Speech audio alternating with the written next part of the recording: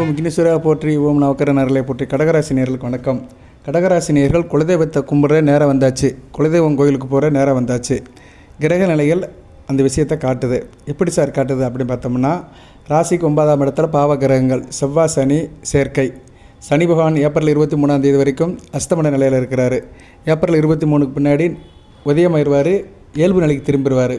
செவ்வாய் சனி 9ஆம் இடத்துல இருக்கக்கூடாது, பாக்கியஸ்தானம். ஏன்னா ராசிக்கு 5ஆம் இடம் தான் பூர்வ புண்ணியஸ்தானம், குலதெய்வத்தை குறிக்கிற இடம். 5க்கு 5ஆம் இடம் 9ஆம் இடமும் குலதெய்வத்தை குறிக்கும்.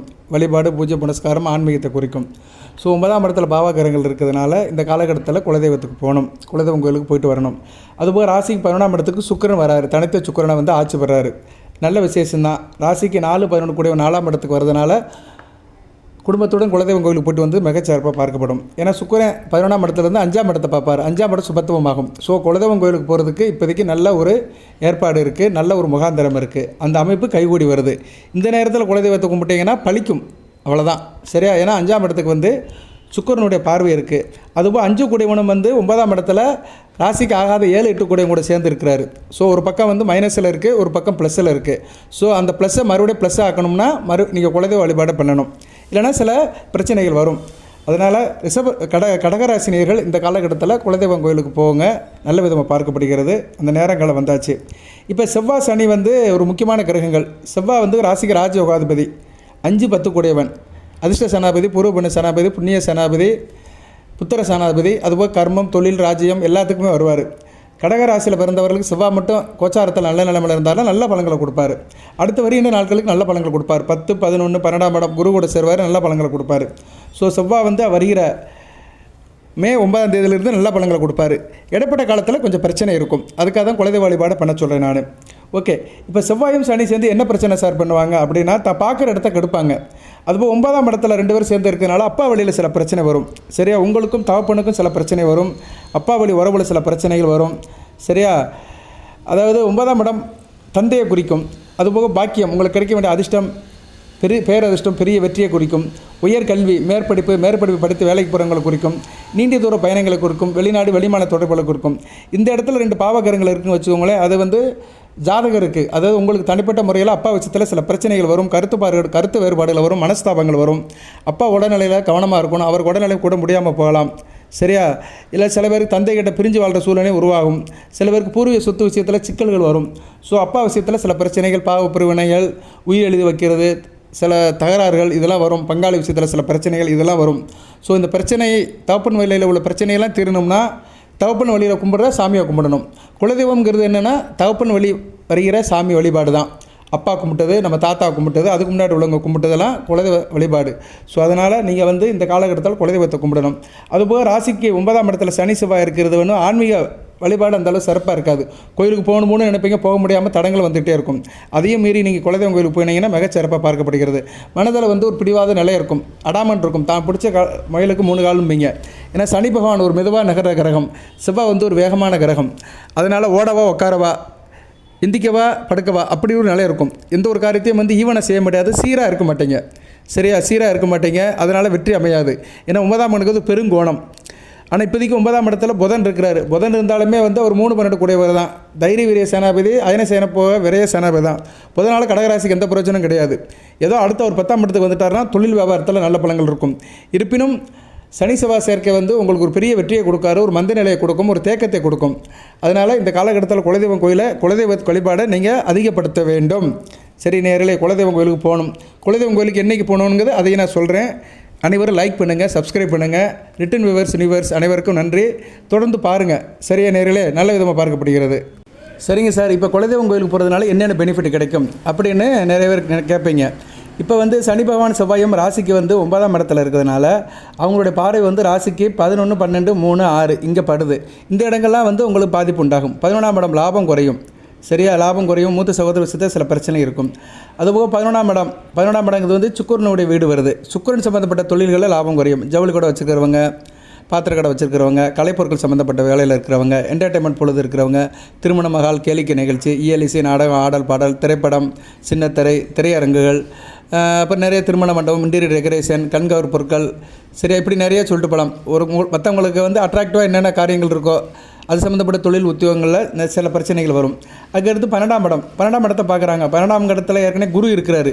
ஸோ குருவையும் செவ்வாய் பார்க்குறாரு. குரு வந்து ராசிக்கு வந்து 6, 9 கூடியவன். உத்தியோகத்தில் சில பிரச்சனை இருக்கும். குறிப்பாக ஃபினான்ஸ் உத்தியோகங்கள், பணம் சம்மந்தப்பட்ட உத்தியோகத்தில் இருக்கிறவங்க, ஃபினான்ஸ் மேனேஜ்மெண்ட்டில் இருக்கிறவங்களுக்கு சில பிரச்சனை வரும். அரசாங்க கருவூலத்தில் இருக்கிறவங்க, வருவாய்த்துறையில் இருக்கிறவங்களுக்கு பிரச்சனை இருக்கும். பிள்ளைகள் விஷயத்தில் பிரச்சனை இருக்கும். குரு தனகாரகன், புத்திரகாரகன். தனமனா பணம், புத்திரமனா பிள்ளை. பிள்ளைகள் விஷயத்தில் சில பிரச்சனை இருக்கும்.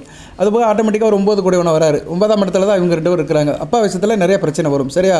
அப்பா விஷயத்தில் சரி, பங்காளி விஷயத்துலையும் சரி. அது ஆல்ரெடி ஏற்கனவே சொல்லிட்டேன் நான். தகப்பன் சார்ந்த விஷயத்தில் சில பிரச்சனைகள் வரும். குருவை செவ்வாய் சனி சேர்ந்து அந்த பார்வை இருக்கிறதுனால கும்பிட முடியாது. குரு தான் ஒரு மனிதனுக்கு வந்து ஆன்மீக பற்ற கொடுக்குறவர். குருவர்கள் இருந்தால் தான் திருவருள் கிடைக்கும். ஸோ நிலையான ஒரு ஸ்டெடி மைண்ட் இருக்காது. குடும்பத்தில் பெரியவங்களுக்கு முடியாமல் போகும். குருனால என்ன பெரியவான அர்த்தம்? ஆசான அர்த்தம். சரியா? நமக்கு காட்டிலையும் ஒரு பெரியவர், ஒரு மதிப்பு மிக்கவர், ஒரு பெருமைக்கு உரியவர் அப்படின்னு சொல்லுவோம். குருவுடைய அனுக்கிரம் உள்ளவங்க. அவங்களுடைய பற்றுதல் இல்லாமல் போயிடும், அவங்களுடைய ஆசீர்வாதம் இல்லாமல் போயிடும். இல்லை குடும்பத்தில் அவங்களுக்கு முடியாமல் போகும். ஸோ இப்படி சில அந்நியமான சில காரியங்கள்லாம் நடக்கும். அடுத்து வந்து 3ஆம் இடம் தைரிய வீரிய ஸ்தானம், கீர்த்தி ஸ்தானம், பேர் புகழ் அந்தஸ்து. கொஞ்சம் உங்களுக்கு டிஸ்டர்பன்ஸ் ஆகும். ஆள் சோர்ந்து போயிடுவீங்க, அசந்து போயிடுவீங்க. அக்கம் பக்கத்து வீட்டுக்காரங்கிட்ட பிரச்சனை இருக்கும். 3 கூடியவன் யார்? புதன் வந்து இப்போ வரைக்கும் வந்து 22 நாள் வரைக்கும், ஏப்ரல் 22 வரைக்கும் ராசிக்கு 9ஆம் இடத்துல இருக்கிறாரு. அடுத்து 10ஆம் இடத்துக்கு போவார், பகமை வருவார்.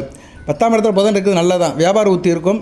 இருப்பினும் 3 கூடியவன் 3க்கு 8ஆம் இடத்துல இருக்கிறதுனால என்ன ஆகும்? வியாபார உத்தி, தொழில் வியாபாரம் இருந்தாலுமே அதில் வந்து சில சலிப்பு தட்டும். சரியா? ரொம்ப மெனக்கடணும், அலைஞ்சு திரிஞ்சால் தான் அதில் வந்து உங்களுக்கு ஆதாயம் கிடைக்கும். அப்படி ஒரு அமைப்பில் சில காரியங்கள் இருக்கும். அடுத்து 6ஆம் இடம்ங்கிறது ரணருண ரோகம். 6ஆம் இடம் கெட்டு போகிறது நல்லதான். 6ஆம் இடத்துக்கு சனி பார்வை இருக்கிறது என்னென்னா கடன், நோய், எதிரி எல்லாமே கட்டுக்குள்ளே இருக்கும். ஆனால் உத்தியோகத்தில் பிரச்சனை இருக்கும். சரியா? உத்தியோகம், கொடுக்கல் வாங்கல், பேங்க் ஸ்டாஃபில் இருக்கிறவங்க, ஆடிட்டர் வேலை பார்க்குறவங்க, அக்கௌண்டன்ட் வேலை பார்க்குறவங்க, கணக்கு சம்மந்தப்பட்ட வேலையில் இருக்கிறவங்க, சொல்லிக் கொடுக்குறவங்க, டியூஷன் எடுக்கிறவங்க, இவங்களுக்கெல்லாம் சில பிரச்சனை இருக்கும். ஸோ இது மாதிரி ஆதிபத்திய வித்தியாசத்தெல்லாம் இந்த சனி பகவானும் செவ்வாயும் சேர்ந்து பார்த்து எடுப்பாங்க. நான் 2 பேரும் ஒரு இடத்துல சேர்ந்து பார்த்து அந்த பார்வையின் தாக்கத்தை அதிகப்படுத்துவாங்க. ஏன்னா ஒரு பாவகரம் பார்த்தாலே தாக்கம் அதிகமாக இருக்கும். 2ம் சேர்ந்து பார்க்கும்போது அந்த பார்வையின் தாக்கம் அதிகமாக இருக்கும். இந்நேரம் வந்து குலசாமி வழிபாடை நீங்கள் வந்து கண்டிப்பாக பண்ணணும். சரியா நேர்களே? குலசாமி கோயிலுக்கு நீங்கள் என்றைக்கு சார் போகலாம் அப்படின்னா, வருகிற 1ஆம் தேதி போகலாம். மே 1ஆம் தேதி நல்ல நாளாக பார்க்கப்படுகிறது. மே 1ஆம் தேதி வந்து சித்ரா பௌர்ணமி. சரியா? சித்ரா பௌர்ணமி வெள்ளிக்கிழமை, சித்திரை 18ஆம் தேதி போகலாம். உங்கள் ராசிக்கு 10ஆம் இடத்துலையும் 4ஆம் இடத்துலையும் சித்ரா பௌர்ணமி நடக்கு. சந்திரன் வந்து சுவாதி நட்சத்திரத்தில் நிற்கிறாரு. உங்கள் ராசிநாதன் வந்து சுவாதி நட்சத்திரம், ராஜ நட்சத்திரத்தில் நிற்கிறாரு. ராசி 10ஆம் இடத்துல சூரியன் புதயாத்தி யோகத்தில் இருக்குது. மிக சிறப்பு தான். அன்றைக்கி நீங்கள் கோயிலுக்கு போகலாம். பொதுவாக குலசாமி கோயிலுக்கு வந்து பெண் தெய்வம்னா பௌர்ணமிக்கு போகலாம், ஆண் தெய்வம்னா அமாவாசை அன்னைக்கு போகலாம். குலசாமி கோயிலுக்கு போகிறது எல்லாத்துக்கும் தெரியும், நிறைய பேருக்கு தெரியும் எப்படி போகணும்னு. மேக்ஸிமம் எல்லாம் மாசி சிவராத்திரி போவாங்க, சில பேர் இடைப்பட்ட நாளில் போவாங்க, சில பேர் ஜென்ம நட்சத்திரத்தை அன்றைக்கி போவாங்க, சில பேர் இப்படி முக்கியமான நாள் அன்றைக்கி போகிறது நல்ல விஷயம் பார்க்கப்படுகிறது. சித்ரா பௌர்ணமிக்கு குலதெய்வத்துக்கு போகிறது நல்ல விதமாக பார்க்கப்படுகிறது. அன்றைக்கி ராசிக்கு 4ஆம் இடமும் 10ஆம் இடம் வளர்க்கறதுனால சுகப்படிவர்கள் நல்லாயிருக்கும். குடும்பத்தில் சந்தோஷம் இருக்கும். தொழில், வியாபாரம், ட்ரேடிங்கெல்லாம் நல்லபடியாக அமையும். எனக்கும் நல்லபடியாக இருக்கும். ஸோ அன்றைக்கி நீங்கள் கோயிலுக்கு போயிட்டு வரலாம். குலதெய்வம் கோயிலுக்கு வந்து பங்காளி கூட போகலாம், குடும்பத்துடன் போகலாம். சில பேர் குடும்பத்தில் வந்து வேண்டியவர்கள் யாராச்சும் தவறி இருப்பாங்க, பங்காளி விஷயத்தில் தவறி இருப்பாங்க. அவங்களாம் 6 மாதம் கழித்து தான் போகணும். ஒன்று விட்டு பங்காளினா 6 மாதம் கழித்து போகணும். ரொம்ப வேண்டியவர், தாப்பம் கூட பிறந்தவர், உடன் பிறந்தவர் அப்படின்னா 1 வருஷம் கழித்து தான் போகணும். சரியா? இதில் எதுவும் சந்தேகம் இருந்துச்சுன்னா என்கிட்ட கேளுங்க, கமெண்ட் பாக்ஸில் கேளுங்க, உங்களுக்கு நான் நிவர்த்தி பண்ணி வைப்பேன். அதுவும் பெண்கள் வீட்டுக்கு வழக்கமாயிட்டாலும் அந்த காலகட்டத்தில் போகக்கூடாது. அந்த பீரியட்ஸ் முடிஞ்ச பின்னாடி தான் போகணும். ஸோ குலசாமி கோயிலுக்கு போகும்போது சில நியதிகள்லாம் இருக்குது, அதெல்லாம் பார்த்துட்டு தான் போகணும். சரியா? அது குறிப்பாக அப்பா வழி உறவு முறையில் நெருங்கிய உறவினர்கள், தகப்பன் வழி கிளை, ஒரு சாமி கும்பிட்றவங்க யாரும் தவறிட்டாங்கன்னா அதுக்கெல்லாம் 4 நட்சத்திரம் பார்த்து தான் போகணும். சில பேர் வந்து அந்த விசேஷம் முடிஞ்சு போவாங்க, சில பேர் 6 மாதம் கழித்து போவாங்க, சில பேர் 1 வருஷம் கழித்து போவாங்க. ஸோ அதெல்லாம் வந்து கொஞ்சம் கணக்கு பண்ணிக்கணும். அதில் கொஞ்சம் கணக்கு இருக்குது. சரியா? அதில் சந்தேகம் இருந்துச்சுன்னா கமெண்ட் பாக்ஸில் கேளுங்க, நான் உங்களுக்கு விளக்கம் கொடுக்குறேன். ரைட் நேர்களே, இதெல்லாம் இல்லாதவங்க தாராளமாக போகலாம். சரியா? தாராளமாக குடும்பத்தோடு போகிறது நல்ல விதமாக பார்க்கப்படுகிறது. குலசாமி கோயிலுக்கு போங்க. குலசாமி கோயிலுக்கு போய் சில பேர் வந்து சக்கரை பொங்கல் வைக்கணும், சாமிக்கு வஸ்திரம் வாங்கி கொடுக்கலாம், சாமி கும்பிடலாம்.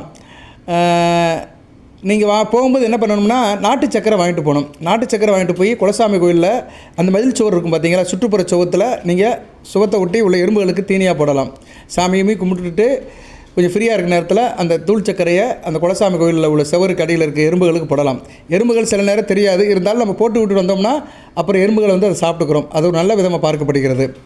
அடுத்து வந்து முக்கியமானது, இந்த வீடியோவின் நோக்கத்துக்கு இப்போ தான் வந்திருக்கிறோம். விரலி மஞ்சள், ஒரு நீளமான விரலி மஞ்சள், முனை மழுங்காத விரலி மஞ்சளை வீட்டிலேருந்து எடுத்துகிட்டு போகணும். சுத்தமாக எடுத்துகிட்டு போகணும். அதை கொண்டு போய் குலசாமி பாதத்தில் வச்சுட்டு எடுத்துகிட்டு வரலாம். நீங்கள் இப்போ உங்கள் சாமி குலசாமி கோயிலில் பூசாரி இருப்பார், அவர்கிட்ட சொல்லி குலசாமி பாதத்தில் வச்சு நமஸ்காரம் பண்ணி எடுத்து வைக்கலாம். சார் எங்கள் கோயில் அப்படி முடியாது சார், அந்த அளவுக்கு வகை இல்லை, வசதி இல்லை, அப்படி நினச்சிங்க, கூட்டமாக இருக்குது முடியலை அப்படின்னு சில பேர் நினச்சிங்கன்னா கொடிமரத்துக்கு முன்னாடி வச்சு எடுத்துகிட்டு வரலாம். கொடிமரம் பலிபீடம் இதுக்கு முன்னாடி எடுத்து வச்சு சாமி கும்பிட்டு எடுத்துகிட்டு வரலாம். வாட் எவர் மேபி அந்த விரலி மஞ்சளை கோயிலில் ஒரு இடத்துல வச்சு கும்பிட்டு எடுத்து வந்துட்டாலே அந்த குலசாமியோட சக்தி கிடைக்கும். ஃப்ரீயாக இருந்துச்சுன்னா குலசாமி பாதத்தில் வச்சு எடுத்துகிட்டு வரலாம். சரியா? அது ரொம்ப நல்லது. சரியா? ரொம்ப நல்லது, ரொம்ப புனிதமானது. அதை எடுத்துகிட்டு வந்த விரலி மஞ்சளை வீட்டில் வச்சு நீங்கள் கும்பிடணும். வீட்டில் வச்சு எப்படி கும்பிடணும் சார் அப்படின்னா, ஒரு கண்ணாடி பவுல், கண்ணாடி வந்து சந்திரனோட ஆதிக்கம் உள்ளது, ஒரு சின்ன கண்ணாடி பவுலில் பச்சரிசியும் மஞ்சளையும் மிக்ஸ் பண்ணி அதில் போடணும். அது அச்சதே அப்படிமோ, அச்சதுன்னு தெரியுமில்ல, கல்யாணத்துக்கெல்லாம் போடுறாமல பொண்ணு மாப்பிள்ளைக்கு, அது மாதிரி பச்சரிசியும் மஞ்சளும் கொஞ்சம் ஒரு கைப்பிடி அளவுக்கு மிக்ஸ் பண்ணி அதை வந்து அந்த கண்ணாடி பவுலில் போட்டுடணும். போட்டுட்டு அதில் வந்து அந்த விரலி மஞ்சளில் நட்டு வச்சிடணும். அந்த விரலி மஞ்சள் கோயிலேருந்து எடுத்து வரோம்ல, கோயில் சாமி பாதத்துலேருந்து எடுத்து வரோம் பார்த்தீங்களா, அந்த மஞ்சளை அதில் நட்டு வச்சுட்டு அதை நீங்கள் குலதெய்வமாக வீட்டில் கும்பிடலாம். சரியா? பூஜை ரூமில் வச்சுட்டு சுத்தபத்தமாக கும்பிடலாம். அதுக்கு தீப தூப ஆதாரணை காட்டலாம், அதுக்கு மந்திரம் சொல்லலாம். நீங்கள் எப்படி கும்பிட்றீங்களோ அப்படி செய்யலாம். உங்கள் வீட்டில் என்ன நடைமுறை இருக்கோ, உங்கள் இயல்பு எப்படியோ, பூஜை புனஸ்கார முறைகள் எப்படியோ அதை அப்படியே கும்பிட்டிங்கன்னா அந்த குலதெய்வம் உங்கள் கூடயே இருக்கும். அந்த குலத்தையோட சக்தி அப்படியே இருக்கும். சில பேர் பிடிமண்ணெலாம் எடுத்துகிட்டு வருவாங்க, அது அவங்க சாய்ஸ் தான். குலதெய்வம் கோயிலுக்கு முன்னாடி உள்ள பிடிமண்ணை எடுத்துகிட்டு வருவாங்க, அந்த கோயில் மரத்தில் உள்ள இலைகளை எடுத்துகிட்டு வருவாங்க, அதை கூட வச்சு சில பேர் கும்பிடலாம். பிடிமண்ணை எடுத்துகிட்டு வந்து மஞ்சள் பையில் கட்டி, மஞ்சள் துணியில் கட்டி அதுக்கு சந்தனம் குங்குமம் வச்சு கும்பிடலாம். கோயில் விருச்சிகம், கோயிலில் வந்து தலை விருச்சிகம் இருக்கும், அந்த தலை விருச்சிகத்துலேருந்து இலைகளை எடுத்துகிட்டு வரலாம். நிறைய இலைகள் எடுக்கக்கூடாது, அப்புறம் மரம் மொட்டையாயிரும். ஏன்னா வர்றவங்களாம் பறிச்சுட்டு போனாங்கன்னா மரம் மொட்டையாயிரும். 2 இலைகள் எடுத்துகிட்டு வரலாம். சரியா? 2 இலைகளை எடுத்துகிட்டு வந்துட்டு அதை வந்து உங்கள் பூஜை ரூம் ட்ராயரில் போட்டு அதையும் நீங்கள் வழிபாடு பண்ணலாம். கோயில் பிரசாதம் கொடுப்பாங்க, அந்த பிரசாதத்தையும் நம்ம வழிபாடு பண்ணலாம். குலதெய்வம் கோயிலுக்கு கொடுக்குற பிரசாதம், அந்த விபூதி குங்குமத்தை மடித்து ஒரு இடத்துல வச்சிடணும், ஒரு ட்ராயரு இல்லை பெட்டியில் வச்சுட்டு அதுக்கு பத்தி காட்டலாம். வெள்ளி செவ்வாய் இல்லைனா நம்ம தினமும் சாமி கும்பிடும்போது பத்தி காட்டுறது மிகச்சிறப்பாக பார்க்கப்படுகிறது. அதெல்லாம் இறைவனுடைய அனுக்கிரம் உள்ளது. சரியா? அதை எடுத்து டெய்லி பூசணும் கிடையாது. அந்த விபூதி குங்குமத்தை வந்து தினமும் நம்ம நமஸ்காரம் பண்ணாலே போதும். அதை வந்து தெய்வமாக நினச்சி கும்பிடணும், அவ்வளோதான். ஸோ இதெல்லாம் செஞ்சீங்கன்னா உங்களுக்கு பிரச்சனையெல்லாம் தீரும்.